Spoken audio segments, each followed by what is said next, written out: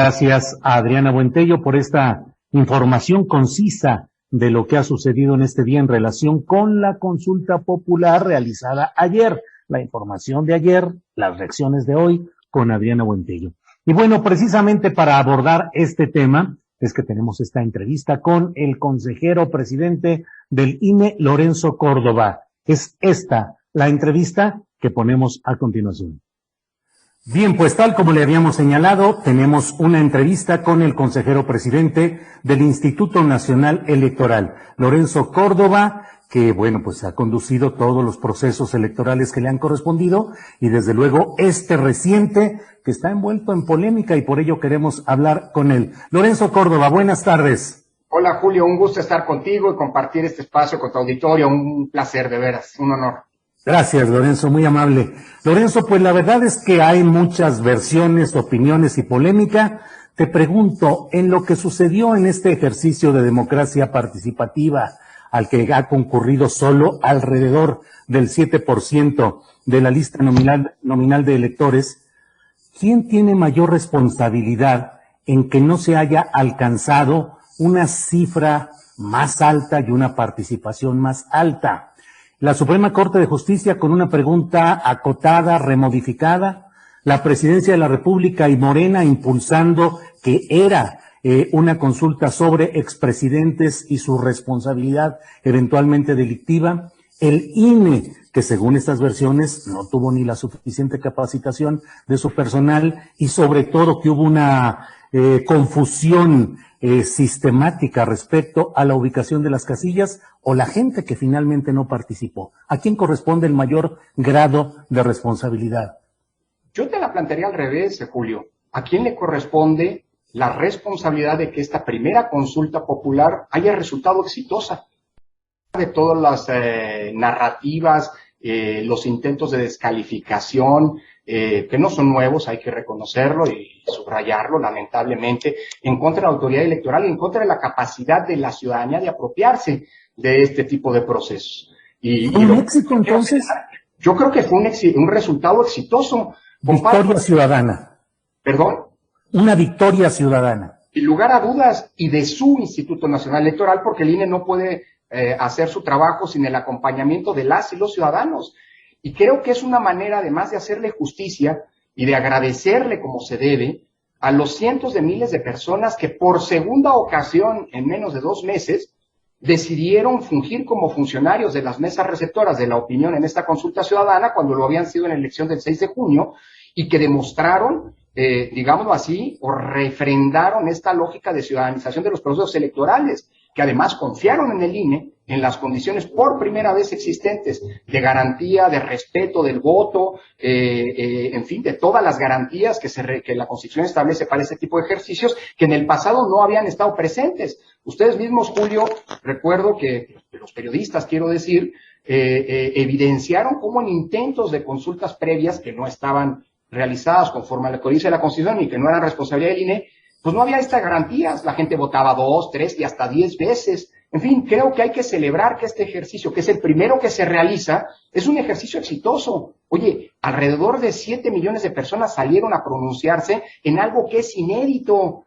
Las consultas populares llegaron para quedarse y poco a poco la ciudadanía tendrá que irse apropiando de este mecanismo, este nuevo mecanismo de participación. Tienes razón en señalar algunos temas. La pregunta era muy complicada. Yo fui a votar y la verdad no tenía claro de cuáles iban a ser los alcances de una pregunta que redactó la Corte y que, sin lugar a dudas, generó ambigüedad y confusión. Hubo quienes decían que era para juzgar expresidentes. Pues la verdad esto, Julio, tú has dado cuenta de esto en tus espacios noticiosos, eso no lo aceptó la Corte y reformuló la pregunta en una redacción pues, que era complicada de entender. Eso hay que reconocerlo. Pero creo que hoy tenemos un punto de partida muy exitoso para lo que venga. Todos los órganos que estuvimos involucrados, algunos solicitándola, otros validándola, otros convocándola, y el propio INE que tuvo que organizarla y que organizó de manera exitosa una vez más este ejercicio, pues tenemos un montón de, digámoslo así, de elementos para mejorar este tipo de ejercicios hacia el futuro. Y yo creo que en este sentido lo que ocurrió ayer es algo que nos pone en una condición de ganar-ganar. Por eso hay que Oye, celebrar lo que ocurrió. consejero presidente, si hubiera ido menos gente a participar, digamos un 3%, hubiera sido todavía más exitoso el ensayo. No, es exitoso por el hecho de que hoy por primera vez, Julio, tuvimos un mecanismo serio, profesional, en la que las y los ciudadanos pudieron explicar. No ¿Y se por qué hubo trata tan baja votación? Pero no se trata de un asunto de participación, Julio. El hecho mismo de que contra viento y marea el INE hubiera hecho este ejercicio es exitoso. Dos, que lo haya hecho logrando desmentir, desmontar las noticias falsas, las falsas narrativas, las mentiras francas y abiertas que se hicieron. Eso ya es exitoso. Se dijo, Julio, por ejemplo, que el INE no quería esta consulta. Pues es absolutamente falso. Tan queríamos la consulta que aunque no se nos dieron las condiciones presupuestales que habrían sido necesarias, el INE hizo la consulta. Dos, se dijo que el INE cambió la fecha de la jornada de consulta para no hacerla el día de la jornada electoral. Falso. Eso lo decidió el órgano que reformó la Constitución y en diciembre de 2019 decidió desfasarlo como antes ocurría. Tres, se dijo que el INE no hizo la difusión suficiente. Falso, que fijó una fecha muy cercana a la consulta para hacer la difusión. Falso, esa fecha la decidieron las mayorías de la Cámara de Diputados y de Senadores para proteger que pudiera haber propaganda gubernamental. Prefirieron que hubiera propaganda gubernamental y la fecha del 15 de julio para iniciar la difusión la fijaron las mayorías de esas cámaras. Cuatro, se dijo que el INE no quería la consulta y por eso puso solo, entre comillas, 57,000 casillas. Por cierto, 57 veces más de la consulta, por ejemplo, aquella del aeropuerto. Claro que eso es falso, que el INE nosotros hubiéramos querido poner más, queríamos poner 104,000 casillas, pero eso tenía un cierto costo y la Cámara de Diputados dijo no, ni un peso al INE para la consulta. Eso lo dijeron el año pasado. Después fuimos con la Secretaría de Hacienda y le dijimos, oye, Hacienda, necesitamos hacer la consulta, la pidió el presidente. Y nos dijo Hacienda, bajen el costo. Redujimos el número de casillas en una previsión a 91,000, con lo que bajamos el costo de la consulta a 890 millones de pesos y Hacienda nos dijo al final, no, el gobierno tiene otras prioridades, así que tú, INE, haz la consulta con lo que tienes. Pues nos dio para hacer una consulta seria y profesional con 57,000 casillas. Así que como puedes ver, el INE contra viento y marea, incluso desmontando estas noticias falsas, estas narrativas falsas de quienes, pues no sé por qué no les gusta el INE, a lo mejor no les gusta una institución autónoma e independiente, pues trataron de desmontar el trabajo profesional que ayer nos permitió tener una jornada exitosa. ¿Me hubiera gustado que votara más gente? Sí, sin duda, pero a lo mejor el tema de consulta no era tan atractivo. Uno. Dos, a lo mejor la pregunta era incomprensible. Tres, a lo mejor hubo quien confundió a los ciudadanos. Había quien quería participar en una consulta para juzgar a expresidentes y resulta que pues, cuando el INE comenzó la difusión se dio cuenta que la pregunta era otra porque es la que decidió la Corte. Entonces hay muchas razones, pero creo que de todos modos hoy podemos celebrar que tuvimos el primer ejercicio serio de consulta popular en nuestro país. Veo un árbitro electoral montado en su caballo de pelea, combatiente, guerrero y señalando una serie de acciones contra el INE, pero me gustaría que las precisaras, Lorenzo. ¿Quiénes son los responsables de toda esa campaña que has tenido que desmontar? Bueno, no hay caballo de pelea, el INE nunca está en un caballo de pelea. La democracia es todo lo contrario a las peleas. Hay quien se quiere pelear, pero se equivocan. El INE no se va a pelear con nadie porque el INE se debe a todas y todos los ciudadanos y respeta la diversidad de opiniones.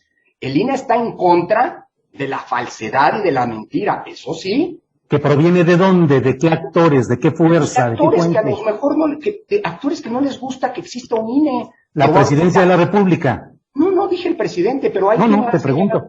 No, yo creo que no, el INE no está peleado con el presidente, al contrario, el INE trabaja con el gobierno para que los procesos electorales y de participación sean exitosos. Es más, déjame anticiparte algo. El INE hoy va a participar, en las próximas semanas, lo daremos a conocer muy pronto, en el primer ejercicio de observación electoral en una elección de un sindicato para definir, al interior de un sindicato para definir quién es el titular del consejo, la ratificación del contrato colectivo. Si el INE no hubiera participado, En Silao, exactamente. ¿Sabes quién pidió como condición para no iniciar un proceso sancionatorio en contra del Estado mexicano que se repitiera esa elección con observación de la OIT y el INE? El gobierno de Estados Unidos. El gobierno mexicano nos pidió, oigan, ¿nos ayudan? Y el INE dijo, claro que ayudamos. Por supuesto, porque no estamos en contra del gobierno. Hay quien está en contra del INE, probablemente aquellos que quieren que las elecciones vuelvan a la Secretaría de Gobernación, bajo el argumento de que las cosas ya cambiaron. No, el INE no se pelea, el INE simple y sencillamente, dado que responde a las y los ciudadanos, Julio, pues el INE desmiente las mentiras, poniendo información, pone la información cierta sobre la mesa de la discusión pública para que la gente no se deje engañar. Hay quien dice que el INE, como te decía, no quería la consulta. Es falso. Sí. Tan la queremos que fuimos a votar. Lorenzo, dentro de todo este esquema, la presidencia de la República a cargo del ciudadano Andrés Manuel López Obrador y el partido nacionalmente dominante o en el poder, que es Morena, te culpan a ti expresamente de estos resultados. ¿Qué les respondes a ellos? Bueno, Julio, tú mismo fuiste objeto de acusaciones infundadas hace unas semanas. Las defendí. Por eso. Las defendí con datos y con hechos. Claro, por eso con datos y con hechos ahora mismo te estoy desmontando aquellos argumentos de quienes, utilizando pues, datos poco ciertos, por decirlo menos, cuando no mentiras francas, buscan debilitar la credibilidad de periodistas de primer orden como tú o de instituciones que se deben a la ciudadanía como el INE.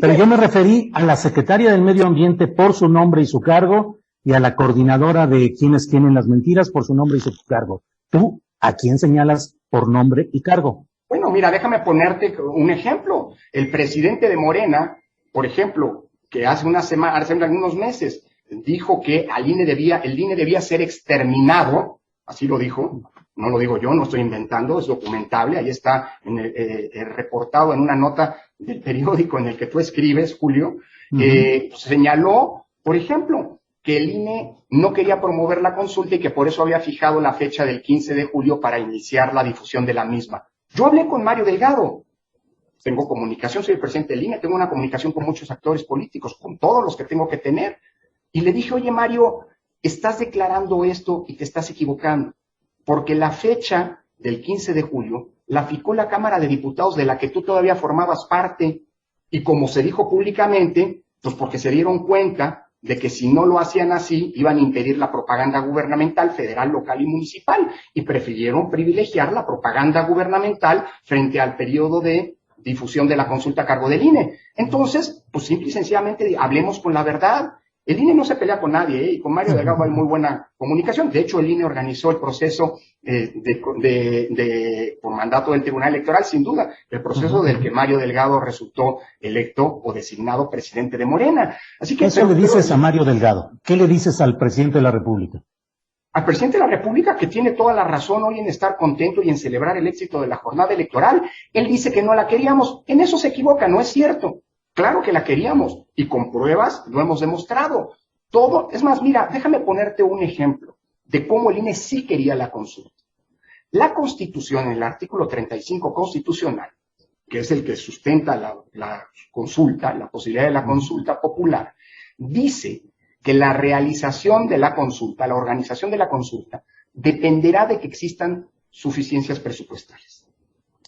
Al INE no se le dio ni un peso para hacer la consulta, ni como hubiéramos querido hacerla con 104,000 mesas, ni en una lógica, digámoslo así, más reducida con 91,000 mesas. No nos apoyaron.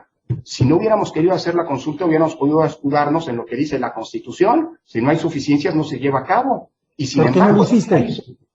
¿Cómo la hicimos? A ver, primero... No, ¿por qué no lo hiciste? ¿Por qué no denunciaste? Porque dijiste, no lo hago por insuficiencia presupuestal. A ver, tan la denunciamos, Julio, que hasta fuimos a la Suprema Corte de Justicia. Sí, pero no te dieron el dinero. ¿Por qué no te acogiste a ese principio y dijiste, no hago la consulta? Porque habría sido traicionar a los ciudadanos, Julio. Y el INE se debe a los ciudadanos. Por primera vez teníamos la oportunidad de hacer una consulta como lo manda la Constitución. Y creo que era importante que lo hiciéramos con el profesionalismo, objetividad, legalidad y certeza que caracteriza el trabajo del INE. Así que decidimos tomar una serie de decisiones como posponer proyectos. Segundo, en el INE tenemos muy buenas prácticas administrativas. A diferencia de lo que ocurre en otros lados, aquí prácticamente los gastos se hacen con licitación. En otros Esa es lados, una indirecta, muy directa a un gobierno federal que no licita la mayoría. A cualquier gobierno que se ponga el saco. En el INE sí hacemos licitaciones. Y eso nos generó buenas condiciones de contratación que nos permitieron tener disponibilidad de recursos. Además, el año pasado, cuando supimos que la Cámara de Diputados nos había dado 0 pesos, decidimos anticipar con los remanentes del año pasado, producto, entre otras cosas, de la pandemia. ¿Por qué? Porque oficinas estuvieron cerradas, no hubo gasto de luz, de agua, etcétera. Decidimos anticipar algunos pagos a Talleres Gráficos de México para que pagar con recursos del año anterior la papelería electoral de la elección pasada. Y eso nos generó una suficiencia de recursos con las que hicimos la consulta. Bien. ¿Por qué? Pues porque había que cumplirle a la ciudadanía, a pesar de que no respaldaron al Instituto Nacional Electoral en sus trabajos, quien solicitó la consulta, quien avaló la consulta y quien la convocó. Bien, la Presidencia de la República no te quiere en el cargo y está diciendo que los próximos ejercicios como el de la revocación de mandato no estaría bien conducido si sigues tú y si sigue Ciro Murayama. ¿Vas a enfrentar eso, vas a resistir o tienes en tu horizonte la posibilidad de declinar a tu cargo y dejar que haya una recomposición? Quiero ser muy claro en esto, Julio. Yo voy a dejar mi cargo. En el momento en el que te toca. El 3 de abril de 2023, cuando se termina mi mandato. Yo tengo una responsabilidad no con el presidente, ni con un partido, ni con algún gobierno. Ni actual, ni pasado. Yo tengo una responsabilidad con la ciudadanía y con la Constitución a la que protesté cumplir cuando tomé posesión de mi cargo. Dicho eso, a ver, posturas y opiniones, las hay. ¿Sabes cuál es la que más me importa a mí, Julio? La opinión de la ciudadanía, porque el INE se debe a la ciudadanía. Sin la ciudadanía el INE no puede hacer su trabajo. Si en junio pasado no hubiera habido 1,5 millones de ciudadanas y ciudadanos que confiaran en el INE y que aceptaran ser funcionarios de casilla, no habríamos podido haber hecho la elección. Si no hubiera habido el día de ayer 85,000 ciudadanas y ciudadanos que decidieron jalar con el INE y hacer una realidad la consulta popular, el INE no habría podido hacer su trabajo. Y eso se traduce en el hecho de que hoy el INE, gracias a la ciudadanía, a esta cercanía con la ciudadanía, es la institución civil que mayor confianza tiene en México. Antes de las elecciones, a pesar de los ataques, de los amagos, de las amenazas que claramente tenían el propósito de doblegar a la autoridad o de amedrentar a la autoridad electoral, el INE, cumpliendo a pie juntillas lo que dice la ley y la Constitución, pasó de un 61% de credibilidad ciudadana, como lo reportan varias encuestas, sondeos de opinión, a más del 70%, 70, 71%, hay quien llega a decir incluso 80%. Sí. A los ciudadanos y ciudadanos nos debemos. Habrá políticos a los que no les gusta esto, pero bueno, nosotros no trabajamos para los políticos, para ningún político. Trabajamos para la ciudadanía, Julio. Sí, Lorenzo, no puedo dejar de preguntarme, el poder electoral, institucional, el INE, ¿qué otro poder lo puede estar amenazando en los términos en los que dices? Solo un poder, discúlpame la redundancia, muy poderoso. ¿Cuál es ese poder que amenaza al poder electoral? Bueno, en general la política. Mira, uno de los principios constitucionales del INE es la autonomía. Autonomía frente a qué hay que preguntarse. ¿Por qué el INE es un órgano constitucional autónomo? Porque no depende de los otros poderes del Estado. En eso se traduce la autonomía. Hay poderes, por ejemplo, en el gobierno, pues todos los órganos del gobierno dependen de un poder, en última instancia del Ejecutivo. El caso de los órganos constitucionales autónomos, no dependemos de los poderes y para eso se nos dota autonomía. ¿Pero qué poder amenaza al poder electoral? No, y luego perdóname, pero también hay otro principio que es el de independencia. ¿Independencia frente a qué? Frente a los intereses políticos. Si tú tienes una autoridad electoral, como ocurría en el pasado, que dependía de lo que dijera el presidente de la República, estoy pensando cuando la Secretaría de Gobernación organizaba las elecciones, pues claramente no tenías condiciones democráticas en los comicios. Cuando tú tienes una autoridad electoral que depende y hace lo que dice un partido político, alguna fuerza política, pues evidentemente no tienes una autoridad independiente y no hay democracia. ¿Quiénes son los que amenazan a la autoridad electoral? Pues los que no les gusta que haya órganos independientes y autónomos. Y el poder, como decía, fíjate esto, yo arranco mis clases de derecho. Te me escapas. Yo arranco ¿Qué poder amenaza al poder electoral? Todo poder que quiera subordinar a las elecciones, a la organización de las elecciones, a su égida. Yo arranco mis clases de derecho constitucional diciendo siempre que el poder es canijo. Ajá. Es como el agua, como dicen los arquitectos, como el agua se mete, busca dónde ir, si no está bien impermeabilizado un techo, hay filtraciones. El poder es canijo, el poder no es bueno, el poder en general busca ocupar todos los espacios. Y que tú ejerces también poder. Claro que sí, como contrapoder, para evitar que los poderes que no deben estar intrometidos en las elecciones sean los que decidan. Hay un poder producto de esa autonomía para garantizarle a las y los ciudadanos que su voto va a ser respetado, Julio. Lorenzo, te agradezco mucho esta posibilidad de hablar ampliamente sobre estos temas. Cierro solo preguntándote cómo visualizas el ejercicio muy probable, ya muy anunciado, de la revocación de mandato presidencial. ¿Se haría con el mismo número de casillas, con los mismos ahorros del INE? ¿Cuál es tu previsión hacia ese muy probable ejercicio?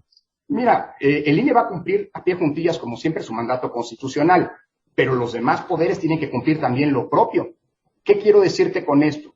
Si se llega a instrumentar una revocación de mandato, sea a nivel federal para la presidencia de la República, sea a nivel local para la jefatura de gobierno o las gobernaturas, esto tiene que hacerse con las mismas condiciones, ese es mi punto de vista, con las mismas condiciones con las que se realizó el proceso en la cual estos funcionarios públicos fueron electos. Porque, digamos, esta es como una especie de elección al revés. Hay elecciones que sirven para designar a funcionarios. Hay procesos como la revocación de mandato que sirven para removerlos anticipadamente del cargo. Por eso las condiciones tienen que ser las mismas. Ojo, Julio, en esta consulta popular costó solo 528 millones porque traíamos arrastrando los gastos que afortunadamente pudimos utilizar de la elección del 6 de junio. No fuimos a hacer otra vez una insaculación de 13 millones de ciudadanas y ciudadanos. Pudimos contar con la colaboración de quienes ya habían sido funcionarios de casilla. Pero si esto ocurre el 6 de marzo, porque esa es la fecha que de acuerdo con los transitorios constitucionales debería hacerse la revocación de mandato, tendríamos que empezar desde cero. Y esto implicaría que el INE contara con todas aquellas condiciones logísticas, presupuestales, pero sobre todo normativas, para poder llevar a cabo nuestro trabajo. Y no hay que olvidar algo, Julio. No hay ley de revocación de mandato.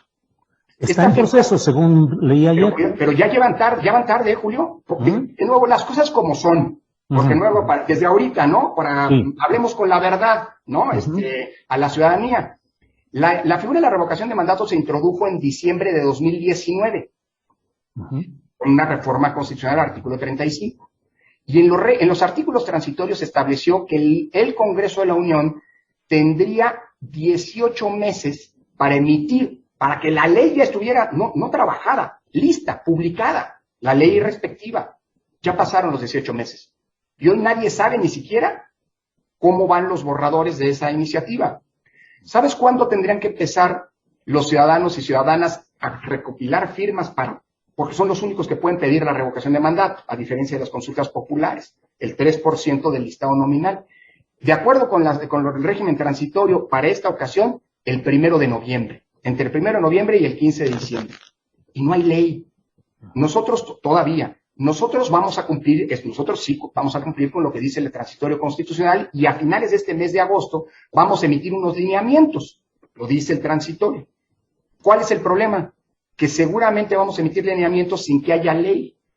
Si la ley llega a tiempo, y entre comillas, faltan 3 meses para que inicien los ciudadanos a recopilar firmas, ¿se aplica aquí o no lo que dice la Constitución, que no puede haber cambios en materia electoral 3 meses antes? No lo sé. ¿Qué te quiero decir con esto? Que si hay condiciones presupuestarias, si hay condiciones normativas, ¿no? Y si el INE va a desplegar todo su esfuerzo operativo con la misma calidad técnica con la que hemos venido realizando las elecciones y ahora la consulta popular, para que, pues de nuevo, ese ejercicio de democracia participativa sea un éxito. Preciso, para no equivocarme, tú me dirás si es correcto o no lo que digo. Estás diciendo que en el eventual ejercicio de revocación de mandato, tiene que haber el 100% de las casillas que se plantearon en la elección de 2018. No de la del 18, todas Perdón, las que estén necesarias con el listado nominal, porque el listado nominal ha crecido. El 6 de junio pasado instalamos 162,500 casillas. Habrá que ver cómo queda el listado nominal. Acuérdate que este es un dato importante, para que la gente también tenga claridad, las ciudadanas y los ciudadanos. En diciembre van a perder vigencia, ya se van a dar de baja del padrón todos los, no en diciembre, los meses por venir, todas las credenciales de 2019 y 2020 que les prolongamos su vigencia para que pudieran participar en las elecciones de ayer en la consulta popular. Esas habrá que darlas de bajas del padrón, pero vamos a tener un listado nominal, padrón y listado nominal, de más de 90 millones. Habrá que ver cuántas casillas tienen que instalarse, pero será una cifra muy similar, alrededor de 160,000 casillas, para que se tengan todas las garantías y se reproduzcan las condiciones que en su momento, en 2018, hubo para poder elegir al presidente de la República en el primer ejercicio de revocación de mandato, si este efectivamente se realiza, ¿no? ¿Tienes una estimación de cuánto costaría este nuevo ejercicio de revocación? Lo vamos a tener en las próximas semanas, Julio, porque a finales de agosto, también vamos a tener que presentar el presupuesto el proyecto de presupuesto para el INE para el 2022. Y allí vamos a decir, por un lado, lo que le corresponde a los partidos políticos, que lamentablemente, como sabes, ahí nada más se aplica una fórmula, porque es la Constitución la que blinda ese financiamiento. Segundo, vamos a plantear cuál es el gasto operativo del INE, incluyendo, por cierto, los 6 procesos electorales en donde se van a renovar gubernaturas en el plano local en 2022. Y vamos también con una bolsa específica a establecer cuál es el cálculo para poder solventar los gastos de la eventual revocación de mandato y de una eventual consulta popular que podría incluir hasta 4 preguntas en agosto del próximo año. Todo eso va a dársele a la Secretaría de Hacienda, luego a la Cámara de Diputados, y la Cámara de Diputados decidirá en ejercicio de soberanía si quiere o no que haya revocación de mandato y consulta popular. En esta ocasión, si no te dan el dinero suficiente, ¿de todos modos se haría la revocación de mandato, el ejercicio de revocación como en esta ocasión? A ver, el INE va a hacer todo lo que tenga que hacer, pero sí hay que ser claros en una cosa. Si no hay garantías constitucionales, operativas, técnicas, para poder hacer un ejercicio impecable, en donde, digamos, todas las garantías de una elección estén puestas sobre la mesa, tengan efectividad, sería muy delicado ir a un ejercicio que tiene consecuencias jurídicas draconianas. Sí. Como que un gobernante que contó con el respaldo popular para ejercer su cargo se ha retirado anticipadamente del mismo. Yo creo que hay que tomarnos muy en serio estos mecanismos y creo que esto no solamente pasa por el INE. Yo diría, esa pregunta que te acabo de contestar, habría que hacérsela con mucha seriedad al resto de órganos del Estado, porque nos estamos jugando una situación muy delicada, nos estaríamos jugando una situación muy delicada, ¿no? Y tiene que ser impecable, como siempre ha ocurrido.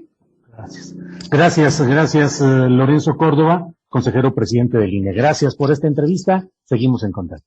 Gracias, Julio. Te mando un abrazo muy afectuoso. Gracias. Igualmente, muy amable.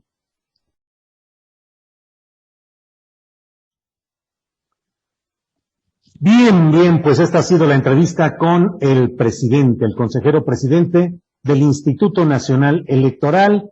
Y bueno, vamos a continuar con nuestra programación y ya tenemos la oportunidad de platicar como cada lunes con nuestra compañera periodista Jacaranda Correa, que es periodista conductora